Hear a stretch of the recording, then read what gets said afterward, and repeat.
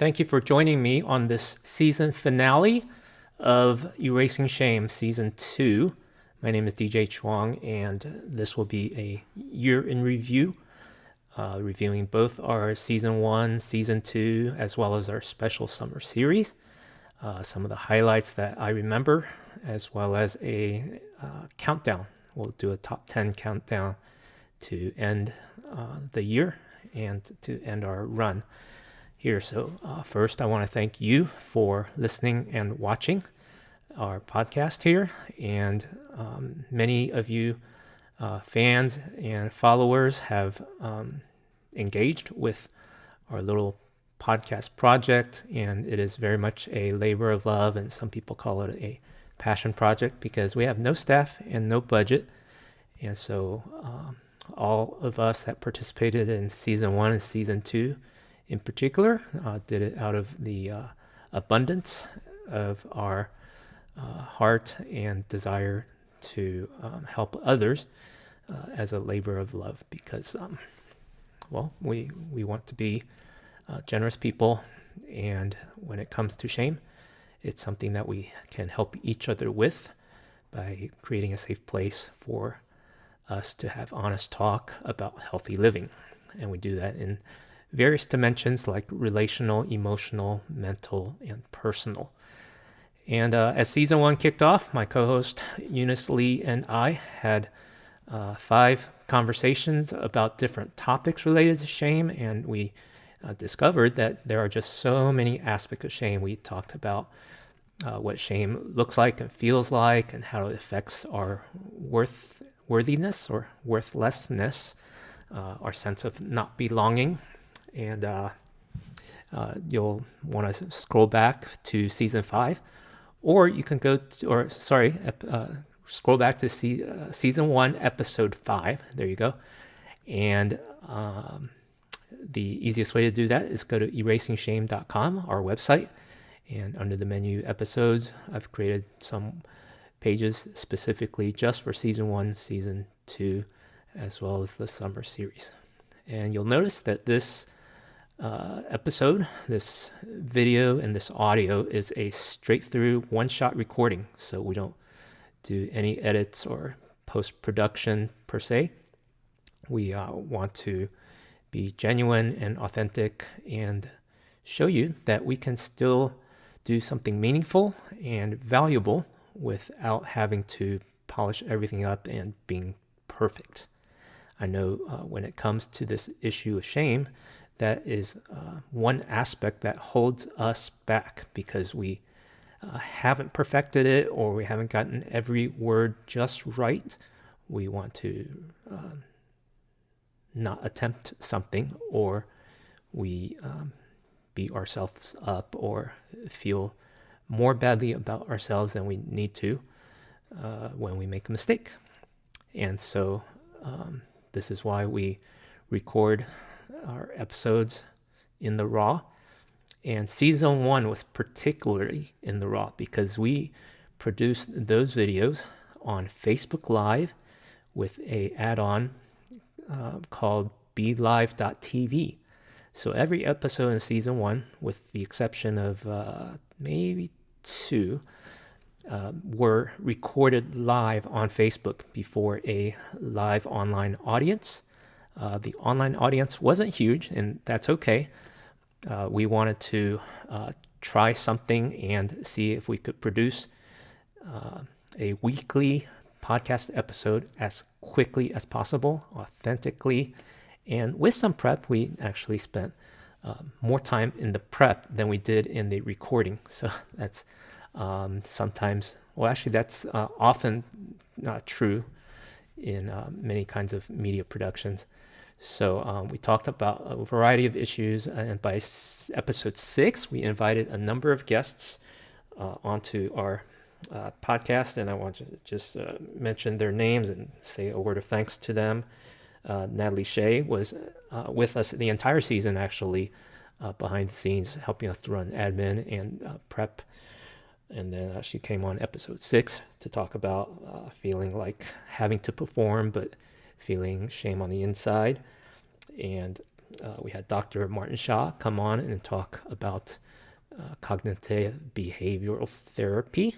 So he has a lot of experience in dealing with anxiety and how cognitive behavioral therapy can be helpful in managing that. Liz Lynn came on episode 8 talking about a community without shame.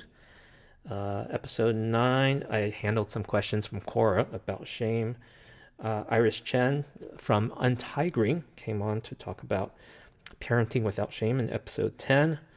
Episode 11, Dr. Lisa Chu talked about shame and self-compassion. Roy Kim, Dr. Roy Kim talked about sex addiction.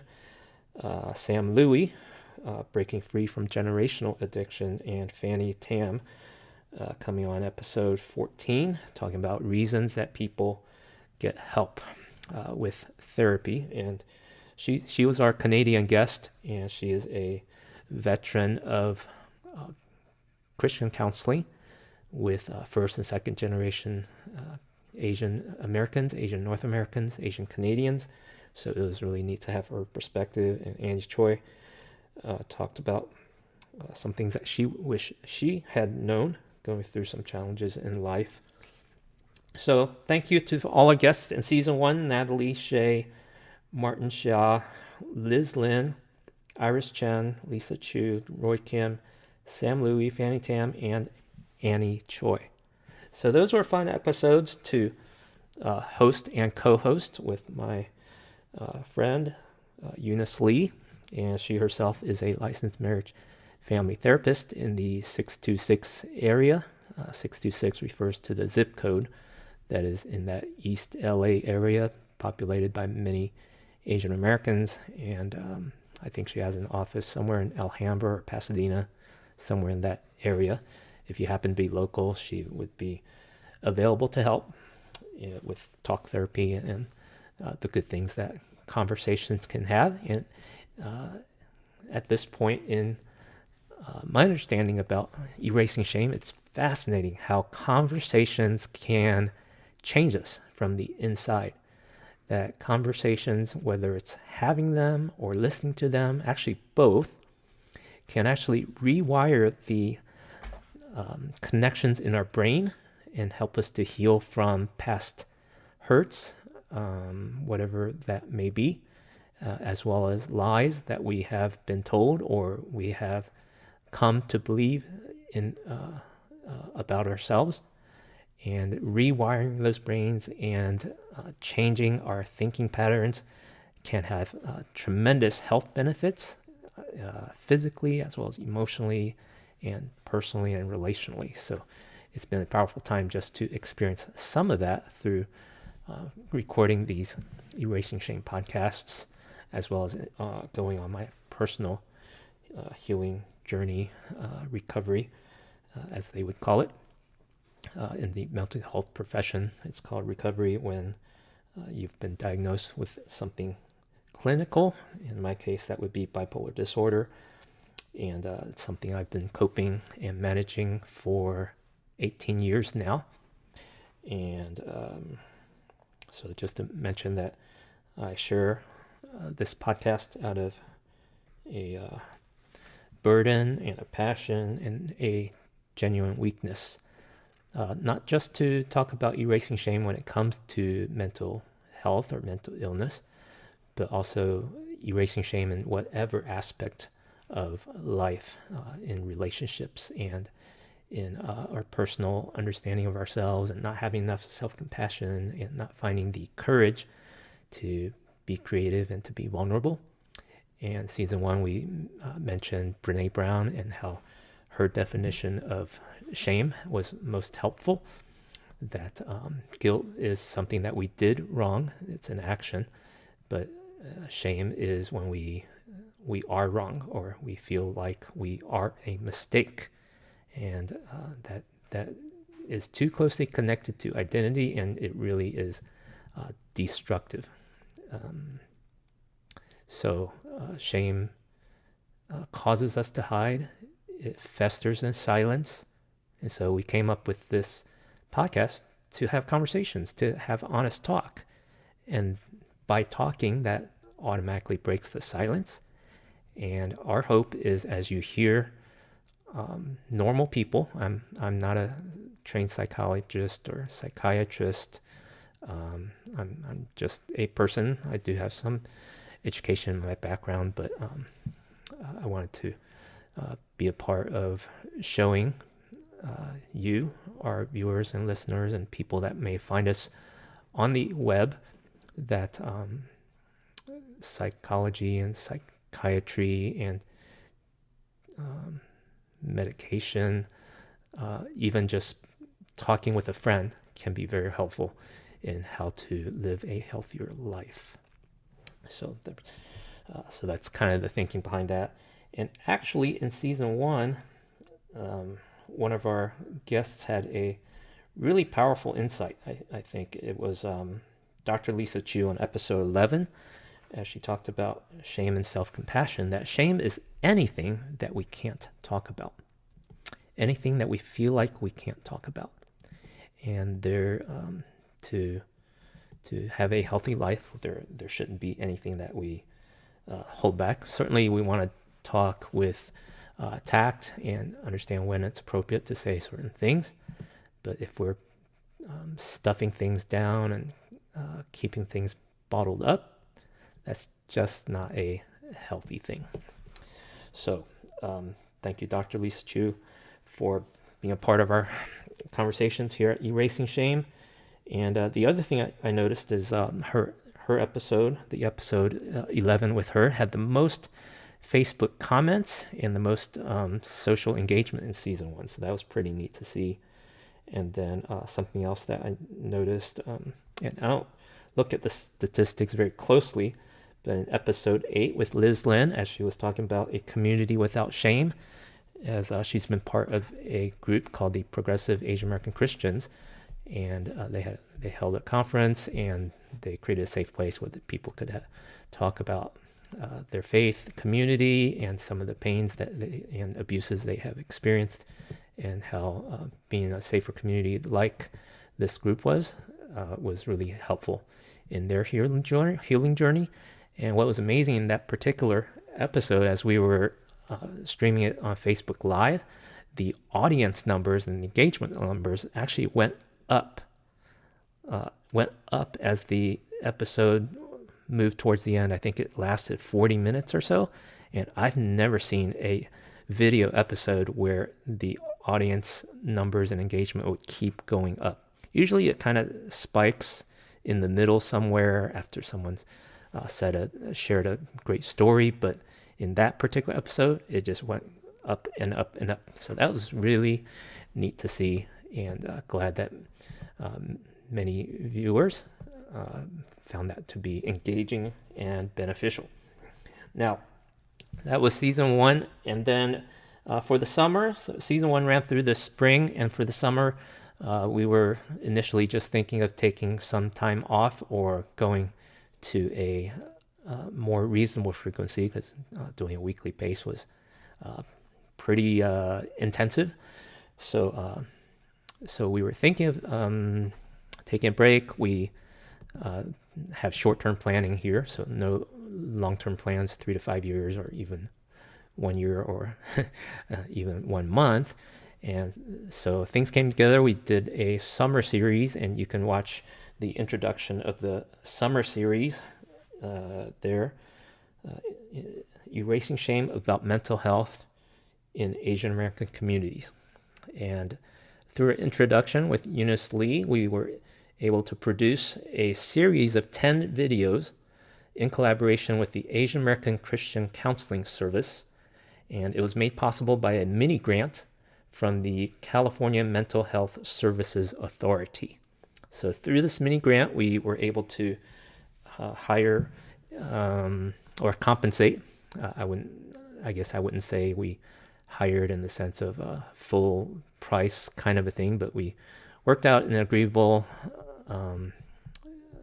stipend or honorarium for videographer as well as for interviewees, and we had a video bumper person as well as a audio engineer help us to put together a much nicer production for Erasing Shame about mental health in Asian American communities.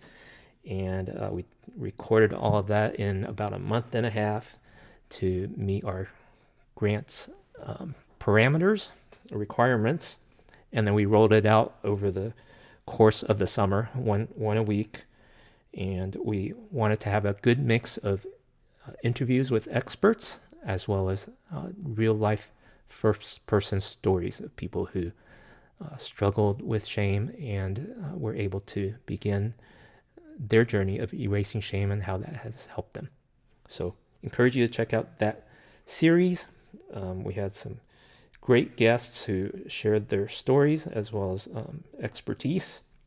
Annie Choi, Rie Mizuki, Andrew, Hannah, Danjung, Karis, Brooke and Rachel Lee, Megan, Jessica Chang Feng, and the season finale I was able to record with my son. Actually, my son Jeremiah Chuang was the host of all those interviews, and it was great to see him step into a new role for him and gain a new experience in life. And as the series went on, his interview questions actually became more engaging. So I was really pleased to see that and to share this as a family project with my son Jeremiah. He is now 21. Actually, he was 21 since the summer. He still is for the moment, and will be until next March. What else can I say about the summer series? Well, just to mention that's there, and would encourage you to go watch some of those episodes. Before I mentioned the top 10, a good number of those were in the top 10 videos of the year 2018. So that was pretty neat to see. And when I go through the top 10, I'll mention some comments that I received. And so I put this the show notes, the prep notes for this, and it's more of a review of all our episodes and some things that went along. I forgot to add and look up some of the feedback that we got from people that wrote in using Facebook Messenger, using email, some anecdotal stories that were just really encouraging and help us to see that we were on the right track of doing something valuable. In terms of the summer series, we spent about half our budget for the production, which compensated for the videographer and the production and the post-production, which includes editing and polishing up the video and things like that. And we use about half the budget on marketing.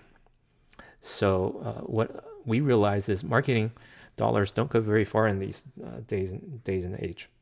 But yet, with our marketing, advertising through Facebook and YouTube, we reached thousands of people just to give them exposure to the message of erasing shame. And we're very encouraged that the name of the podcast itself, when it can cross the eyeballs of people scrolling through their screens or on the sidebar, that it says something, that shame can be erased, and that here's a resource when you are in a place of struggle or a hard time, that you can come and visit with us and find an episode with a story or a conversation that can help you find the strength and courage to know that you're not alone and it's okay to get help, and some people to reach out to get help.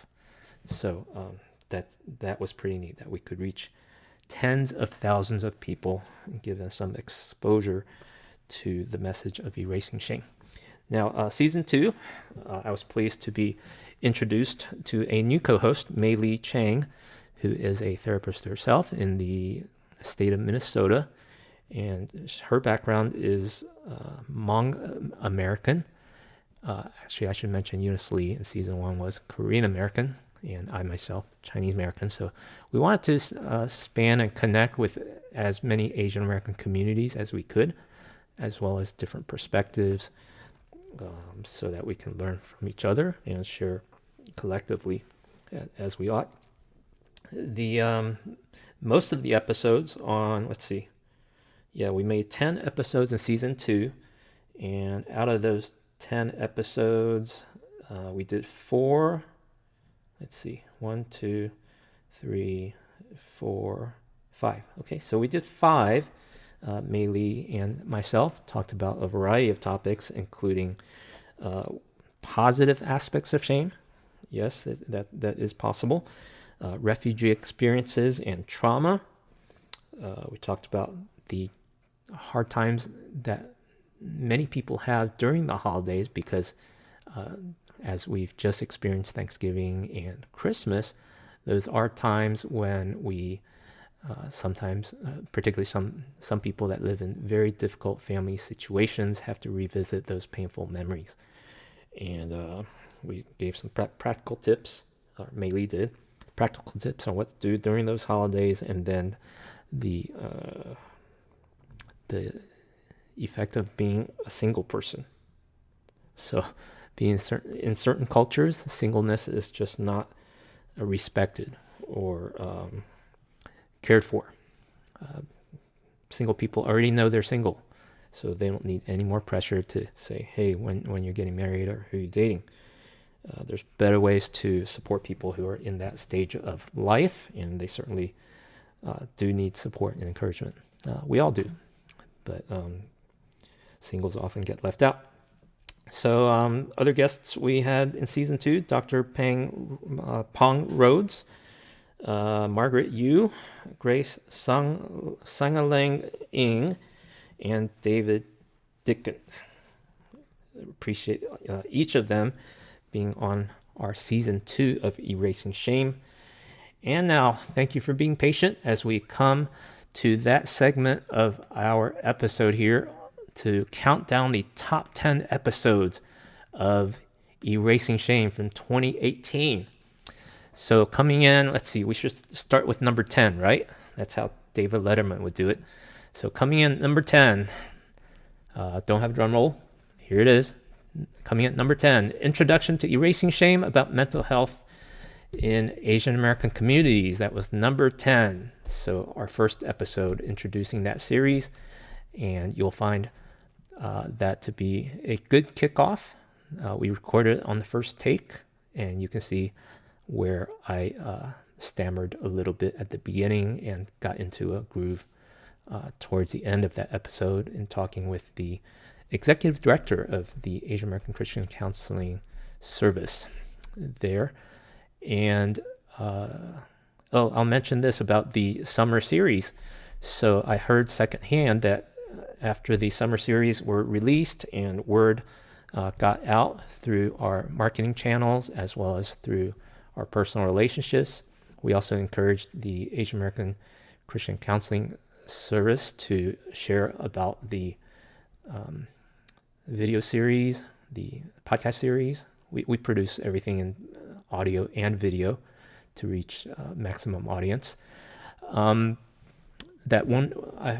heard that one of the board members mentioned, wow, this is such a valuable series, video series, audio series. It's such a valuable piece of content. Could we get this translated to Chinese and Japanese? Somebody could do that, but that was really encouraging to hear, because that means that what we did really mattered and really could help people, and board members could see that, and it would be my hope and my dream that not so much that this series would be translated, but actually this series and this concept of how we're doing this podcast as Erasing Shame would inspire and grow and multiply into other instances and other shows, other podcasts that would also address different aspects of erasing shame. So I could imagine that erasing shame about mental health in Chinese communities could be done in Chinese, and to do that in Korean, in Japanese, in Asian Indian communities, in Vietnamese communities, in Filipino communities, in Southeast Asian communities. I mean, there's over 34 ethnicities and subgroups in the Asian American umbrella. And so mental health certainly is one topic to address. And then you think about the many different ages and groups that we have in our Asian American life cycle and relationships and dynamics. So we could have a podcast series like about singleness, about marriage, about parenting, about women matters in a patriarchal world, about social justice, all kinds of topics. But the big idea is that this concept is easily reproducible.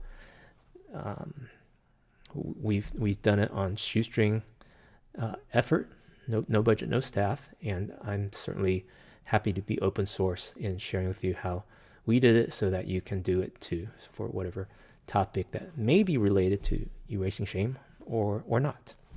But my encouragement is to say, hey, you can do this too. You can do something valuable to make a contribution in the world, to make a difference in the world, and it doesn't take having a lot of money and starting up a 501c3 and getting it all perfect. Just be genuine and offer something of value in the sense of, hey, here's some things that can help other people. And it was good to get that confirmation. So that was number 10. Number 9, what if shame happened in a leadership context? That was a season 2 episode with Margaret Yu. And in that episode, actually, the topic of self-compassion came back up. So that was pretty neat to hear and see. If you remember in season 1, Dr. Lisa Chu introduced the topic of self-compassion, and it came back. It came back as a important antidote to the issue of shame. So that's season 2, episode number 6, for those of you that are keeping score at home. All right, that's number 9. Number 8, what do you wish someone would have told you? Is number 8 on our top 10 countdown. And if you want to look up that episode, that would be season 1, episode 15 with Annie Choi and Eunice Lee. And that episode was really fun to watch and to listen to because there were 2 young Korean American women having a blast, just chatting it up. So I'm glad they had a lot of fun recording the episode, and you'll have a lot of fun watching it. All right, coming in number 7, season 2 opener of Erasing Shame. So that was a surprising thing to see, a brand new season. And I'm guessing from the summer series over the course of the year, our audience continued to build up. So maybe that helped engage more people. And we introduced Mei Lee Chang on that episode and reintroduced our Erasing Shame podcast. We went on to cover a number of different topics. Again, go to erasingshame.com and click on the episodes menu to see all the episodes from season 1, season 2, and our summer series. And we also interspersed a mini series, you might call it a sub podcast called the Scene series that Eunice Lee is putting together. And we've already published 2 episodes about different aspects of life when we feel unseen and how shame plays into that. And so she's put together some episodes in the Scene series. So we're at number, 10, 9, 8, 7. Okay, number 6. Number 6 is when her secret life fell apart, she couldn't hide anymore. And that was a story with Karis during our summer series. And she talked about some painful things in her life when her life was falling apart. I won't do a spoiler here. I'll just point you to that episode and watch it for yourself. She is a great storyteller, and really appreciate her being on our summer series. Number 5, what's so bad about sex addiction? That's from season 1 with Dr. Roy Kim, and that was a fun episode to record. Certainly, sex is a hot topic for people to hear and watch. So a lot of people did that. Coming in number 4, The Surprising Truth About Depression for Japanese Americans. And that was our third episode in the summer series with Dr. Rie Mizuki. And certainly in the Japanese and Japanese American context, it's a culture where feelings are not shared. And so when you have those heavy feelings that come with depression due to stress or changes that your mind and body and emotion can't handle, it's not to say that you're weak. It's to say that you need some help. And none of our bodies are perfect. So whether it's needing help for your high blood pressure or needing help for your diabetes or other things that go awry or need some attention medically or personally, it's good to get help. And we're still talking about how depression is a real disease and a real thing that needs attention. We, as a people group, are not very good at erasing that shame and stigma. So we're trying to do our part here. Okay, the final 3 top episodes of 2018 on Erasing Shame. At number 3, A Community Without Shame with Liz Lynn. Yes, the very episode from season 1 where our audience viewership went up as we went through that Facebook Live recording. So kudos to Eunice and Liz having a great conversation about how a community could be shaped and formed with less shame, without shame. Number 2. Coming at number 2 is the summer series episode, What If Saving Sex for Marriage Isn't So Great? And that was a story with Hannah, and she shared very genuinely and vulnerably that she, out of her faith conviction and personal conviction, that she did save sex for marriage, but it was not as easy and not as great as as it was presented to be for those in purity culture. It can seem to come across as, hey, save yourself for that special someone that you will spend your entire life with. And it is a good thing to do that. But in doing that, there are other issues that you have to work through. And so, and they don't talk about that. And so shame kind of covers the parts that we need to have some honest talk to have when it comes to that very most intimate part of who we are as people and who we are in relationship with that special someone as a spouse. So Hannah was very kind to come on as a special guest, and I think I can say this. So she said that after recording that episode, it really encouraged her, because telling her story for the first time lifted her spirit, in the sense that when you're able to stop hiding, and you don't have to share it with the world the way we're doing it here on Erasing Shame, but when you can stop hiding and find someone safe to share with the heaviest burdens and the things that have caused you to hide in shame, that when you're able to share that, you no longer have to carry that weight by yourself. And that's the best thing you can do towards living a healthier life.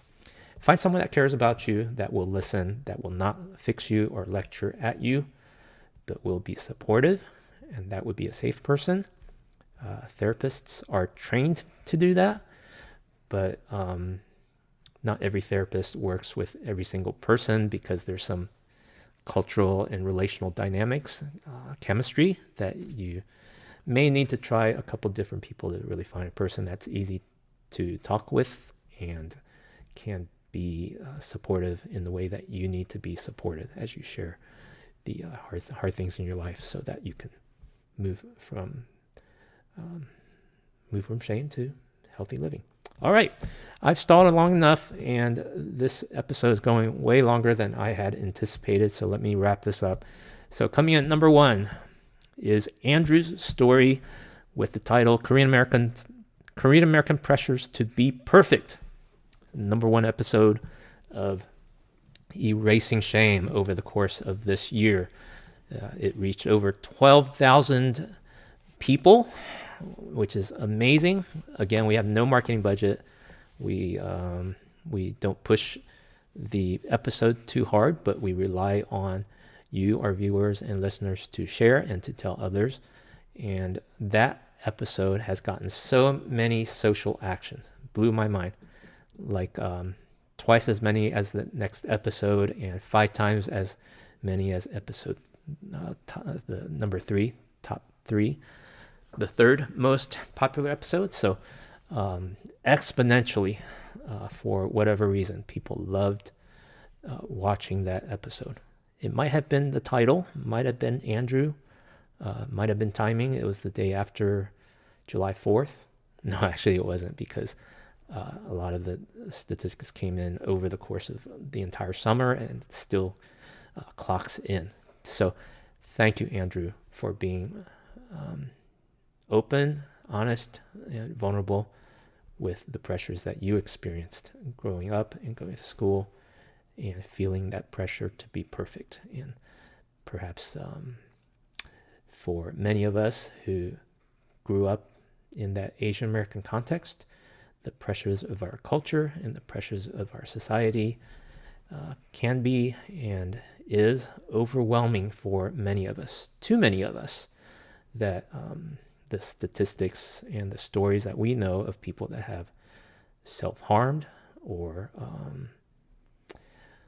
done worse to themselves, this really is a matter of life and death. And so we want to continue the conversations about erasing shame and have honest talk into the new year of 2019. Our plans are not firm yet, but we are in talks with a person that is a potential co-host. I've got a couple of other people in mind that I may invite, and if we're able to work out all the logistics, then we'll be able to continue our Erasing Shame into another season come 2019. So subscribe, and let's see, what's the other thing you can do? Subscribe and share and like the Erasing Shame podcast on Facebook, on YouTube, on your favorite podcast listening device at erasingshame.com. And thank you for being a part of our community in 2018, and we're going to be engaging with you again in 2019. So happy New Year, and I hope to hear from you through message or through email. Reach out to us anonymously anytime. We want to be supportive of you. Take care of yourself. Happy New Year.